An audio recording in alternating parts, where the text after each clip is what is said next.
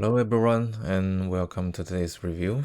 I'm JPK. I will define it myself as a junk finder. I'm always on the hunt of hidden gems in Mercari's used market in Japan.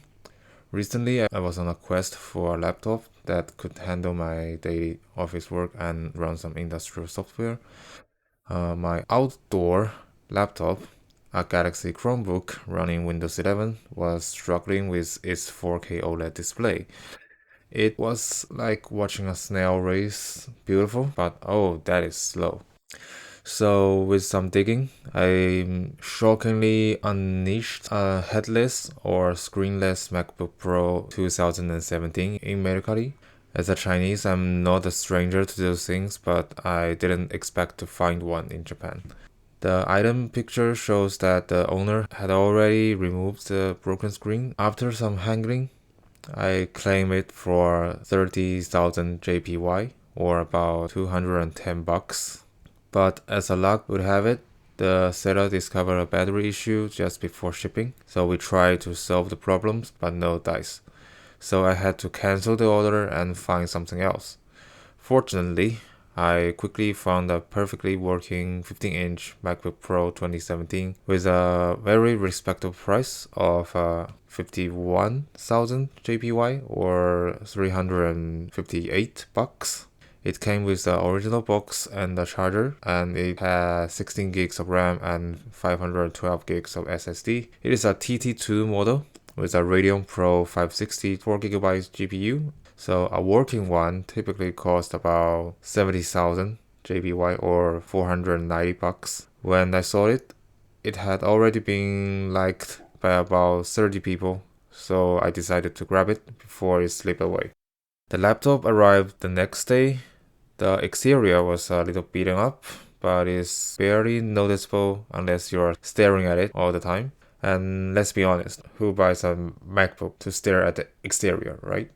The inside revealed a beautiful retina display, the infamous butterfly keyboard with a touch bar and a giant trackpad at the bottom. The battery cycle was 192 times, which is quite low for a 5-year-old model. The butterfly keyboard was in perfect shape with no defect keys, which is also a rare sight for these notorious keyboards. But it did have some short circuit problems when charging. In fact, it had already destroyed one of my little decks when I tried to connect a C2C cable on the right side Type-C port. I heard an explosion sound and smelled something burning.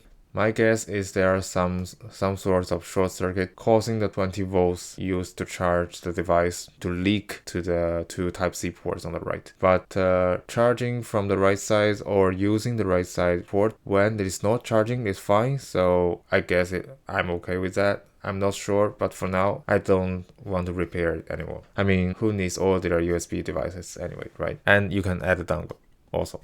After finishing the hardware side, let's talk about the software. I'm not a macOS user, but I have enough experience to get my hands on macOS quickly. As I said at the beginning of this video, I bought it for office work. After handling Microsoft 365, QQ and other software I used often, I was able to utilize it for my work very well. But my work is not just writing and slideshow design. As a PhD student, I'm specializing in the electromagnetic and antenna design. I need to use FICO from Attire to design antenna and run some simulations. So I used Bootcamp and allocated 120 gigs to my Windows 10, and it works like a charm. Although it is a 2017 laptop, it came with an i7 7820HQ CPU, which has 4 cores and 8 threads, and it can still be defined as modern in my definition. It's like finding a vintage car that still races with the new ones.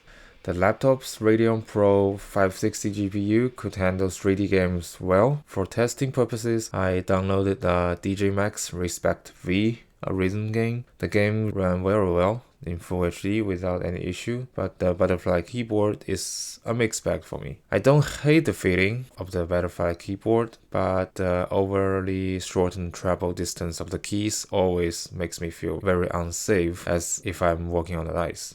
I'm kind of person who knows how to control the force of typing and even during playing rhythm games like DJ Max. but still, I'm constantly worried that I will crack the keyboard with a gentle touch. And the low key also caused some troubles for me to locate the keys and press them. Because those keys are too low, I often fail to touch the key and have to type it again. It might be a habit problem, but I don't like that feeling.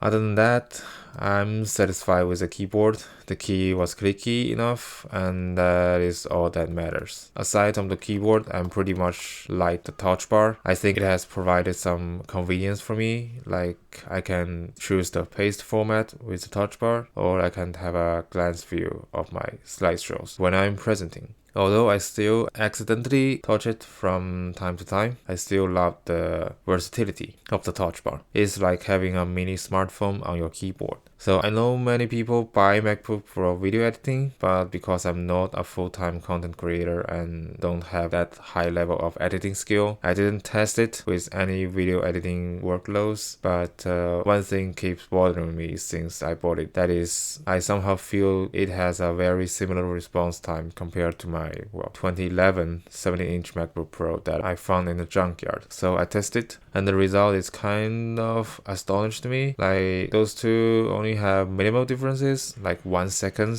when opening apps. Of course, the old model has a lower resolution screen, but still, especially considering the 2011 model only has a 2nd gen Intel mobile chips in it. And that result also provides me strong evidence that said the 4-core and 8 threads is the minimum requirement of a device that can be called modern. And that 2011 model has one called i7-2860MQ. On the one side, I'm happy that my 2011 model still holds well even in 2023, and on the other side, I'm not regretting buying the newer 2017 model because it has a thinner and lighter body combined with a retina display, powerful dedicated GPU, touch bar, and that huge trackpad. It is like comparing a classic car with a modern sports car. Both have their charm. So I guess it is time to give a conclusion. So is the 2017 MacBook Pro still a powerhouse? Definitely yes. It can support me to do all of my works without feeling any drag or lag during using it. But I also recommend that you don't buy one unless you are really tight on budget. Even an experienced buyer like me can't avoid the chance of buying a defect item. Like this MacBook I bought just killed one of my USB devices during normal use. And that will be all the content of this review. Hope you can find that lucky item for you. And remember, every used MacBook has its own unique charm and quirks, just like us humans. So I'm JBK, and see you next time. Thank you.